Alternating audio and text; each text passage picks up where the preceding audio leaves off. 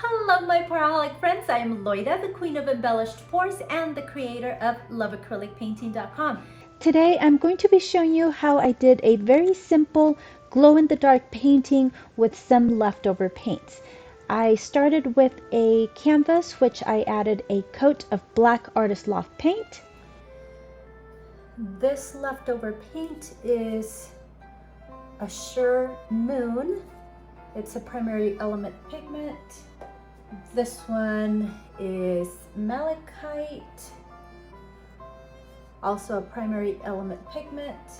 This one is Abalone shell mixed with a little bit of Amsterdam acrylic ink, white ink, and this one is just a leftover color that I really can't remember what it is. It is a primary element pigment, but I don't remember the color. And this is some glow-in-the-dark powder. All of these pigments were mixed with the Tri-Art liquid glass. So I had these leftover paints and I was thinking about doing this baby in a manger scenery, using these paints and kind of making it look like it was like like Northern Lights, something like that. But it didn't quite work out, so I'm just going to show you what I did, just the process really quickly.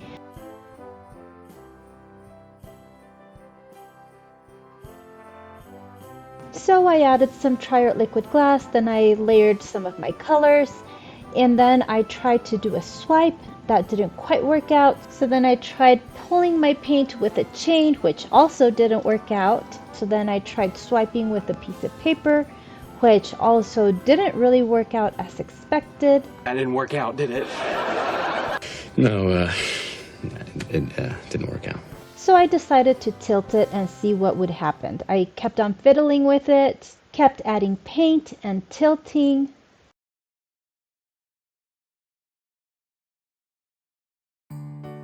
Then I added some glitter to it.